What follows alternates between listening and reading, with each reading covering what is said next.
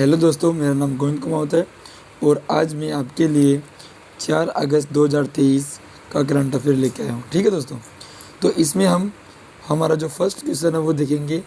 तो first question आपके लिए ये है कि 4 अगस्त को कौन सा दिवस मनाया जाता है। ठीक है, तो यहाँ पे देखेंगे आप कि 4 अगस्त को हम मतलब अमेरिकी तटरक्षक दिवस के रूप में भी मनाया जाता है और दूसरा इंडिया में तुलसीदास जी की जन्म जयंती के अवसर में भी मनाया जाता है। ठीक है, तो इन दोनों के बारे में हम थोड़ा डिस्कस कर लेते हैं।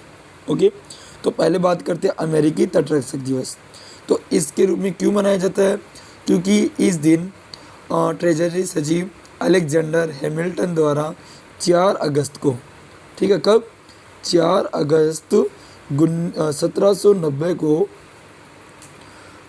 1790 को रेवेन्यू मरीन की स्थापना की थी। ठीक है, तो इन्होंने क्या की थी? रेवेन्यू मरीन की स्थापना की थी। ठीक है, और स्थापना का सम्मान करने के लिए इनको इसलिए मनाया जाता है। ठीक है, इसके बाद में हम बात करते हैं तुलसीदास जी की।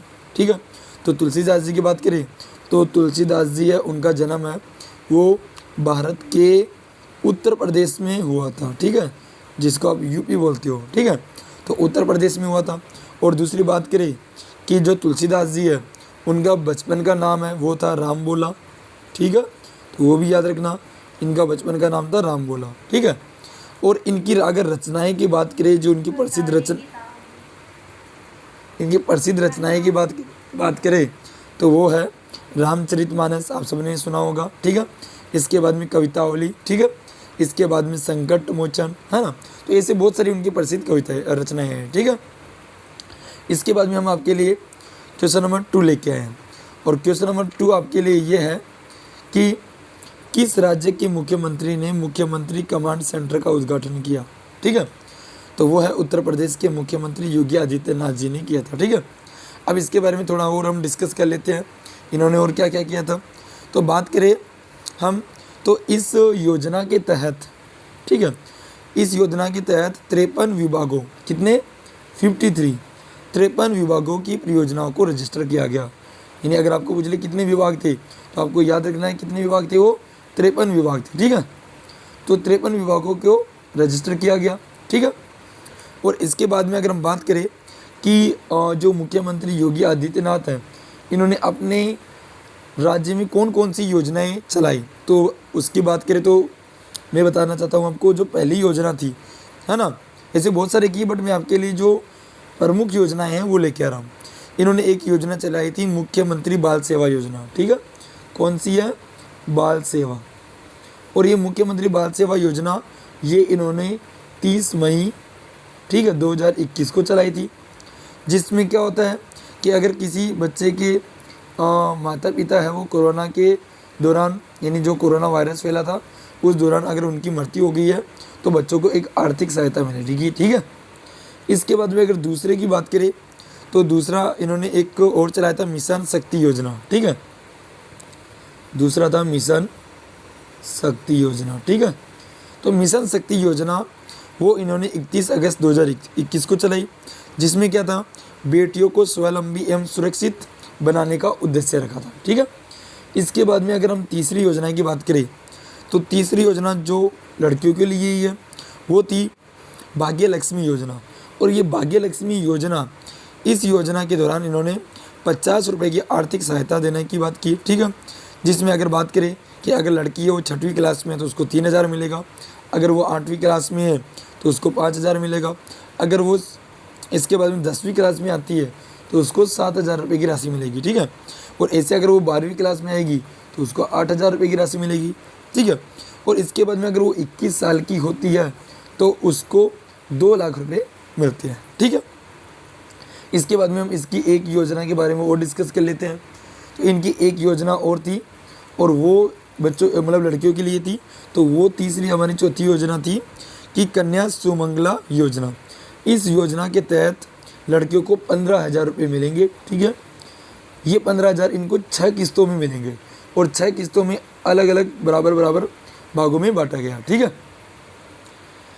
अब इसके बाद में हम और नेक्स्ट क्वेश्चन लेके आते हैं आपके लिए। तो क्वेश्चन नंबर 3 आपके लिए ये है कि CPEC के दूसरे चरण के हिस्से के रूप में पाकिस्तान और किस देश ने 6 समझौते पर हस्ताक्षर किए? तो वो है चीन। तो अगर मैं इसमें बात करूँ, पाकिस्तान और चीन ने 60 अरब डॉलर की महत्वाकांक्षी चीन पाकिस्तान आर्थिक कॉरिडोर योजना के तहत दूसरे चरण के सहयोग बढ़ाने और तेज़ी से लाने के एक समझौते के ऊपर हस्ताक्षर किया गया। ठीक है। इसके बाद में अगर मैं नेक्स्ट क्वेश्चन आपके लिए लेके आऊँ, तो नेक्स्ट क्वेश्चन है आपके लिए कि प्रधानमंत्री आवास योजना कार्यक्रम के तहत कितने लाख घर पूरे किए गए? तो वह 75.51 लाख घर पूरे गए। तो प्रधानमंत्री आवास योजना के बारे में थोड़ा सा डिस्कस कर लेते हैं। जो प्रधानमंत्री आवास योजना की अगर बात करें, तो प्रधानमंत्री जो आवास योजना है वो 25 जून, यानी अगर बात करें कब स्टार्ट की थी, तो ये की थी 25 जून 2015 को स्टार्ट की गई थी। ठीक है। और ये योजना की सीमा थी वो थी 31 मार्च, ठीक है, 31 मार्च 2022। ठीक है। किंतु अब इसको बढ़ाकर इसकी जो सीमा है वो कर दी गई है 31 दिसंबर, ठीक है, और 2024। तो आप याद रखना, इसको बढ़ा के 31 मार्च 2022 से बढ़ा के इसको 31 दिसंबर 2024 तक कर दी गई है। ठीक है। और देखो, मैं ऊपर वाले क्वेश्चन के बारे में थोड़ा सा और आपको बता देता हूँ। यहाँ पे आपके चीन के बारे में थोड़ा और, चीन और पाकिस्तान के बारे में थोड़ा और डिस्कस कर लेते हैं। तो देखो, अगर हम बात करें कि जो पाकिस्तान है, ठीक है, पाकिस्तान के हाल ही में प्रधानमंत्री की बात करते हैं तो वो है शाहबाज शरीफ। ठीक है। कौन है? शाहबाज शरीफ। ओके। और अगर इनके हम राष्ट्रपति की बात करें तो राष्ट्रपति कौन है? इनके राष्ट्रपति है वो है आरिफ अलवी। ठीक है।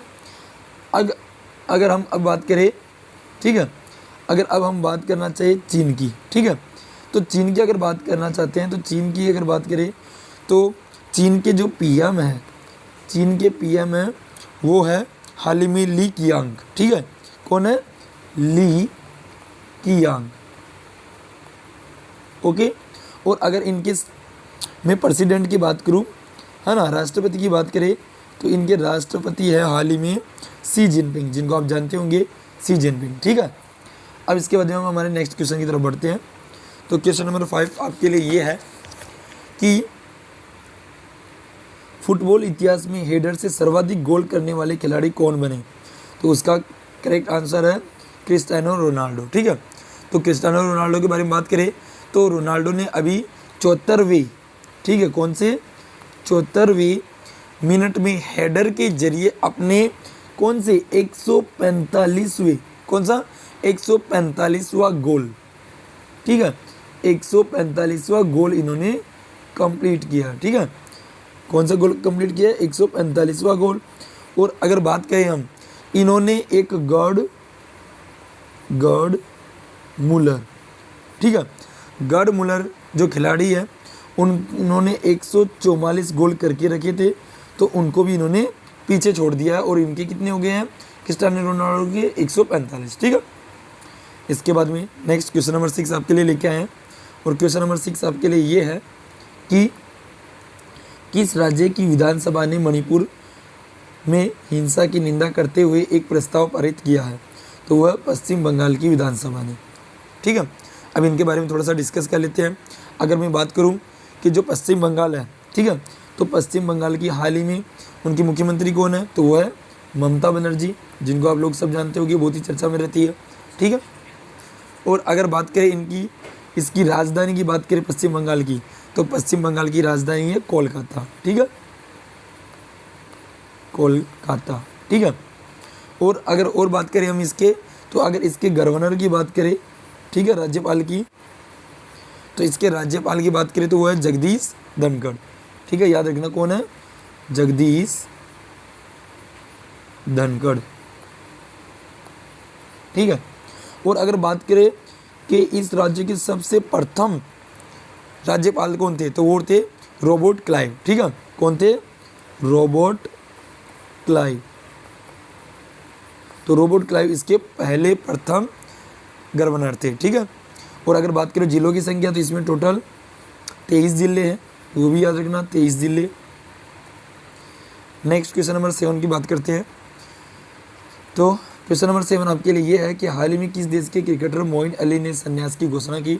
तो वो है इंग्लैंड। ठीक है, इंग्लैंड के जो क्रिकेटर है मोइन अली, जिसको आपने देखा होगा चेन्नई सुपर किंग में खेलते हैं। ठीक है, तो उन्होंने संन्यास लेने की घोषणा की है। ठीक है, इसके बाद में क्वेश्चन नंबर 8 आपके लिए लेके आए हैं, हाल ही में किसने देश के 16 मेगावाट क्षमता वाली दुनिया की सबसे बड़ी पवन टर्बाइन को सक्रिय किया? तो वो है चीन। ठीक है, तो चीन भी हाल ही में चर्चा में रहा है। इसके बाद में हम आपके लिए क्वेश्चन नंबर 9 लेके आए हैं, और क्वेश्चन नंबर 9 ये है कि हाल ही में किस राज्य के जलेसर धातु शिल्प को GI टैग प्राप्त हुआ? तो वो है उत्तर प्रदेश। ठीक है, तो उत्तर प्रदेश को अभी हाल ही में GI टैग प्राप्त हुआ है। और हमारे लिए आज का लास्ट क्वेश्चन वो है कि हाल ही में किस राज्य के जमशेदपुर में भारत का पहला हाइड्रोजन ईंधन उद्योग स्थापित किया जाएगा? ठीक है, तो वो है झारखंड। यानी झारखंड में क्या किया जाएगा? झारखंड के जो जमशेदपुर है उसमें हाइड्रोजन ईंधन उद्योग स्थापित किया जाएगा। ठीक है दोस्तों, तो आज के लिए हमारे लिए 10 क्वेश्चन लेके आए थे हम। ठीक है, तो अगर आपको हमारा वीडियो पसंद आए तो हमारी वीडियो को लाइक करो, शेयर करो, और जिसने भी अभी तक हमारे चैनल को सब्सक्राइब नहीं किया तो प्लीज़ हमारे चैनल को सब्सक्राइब करो। Thank you.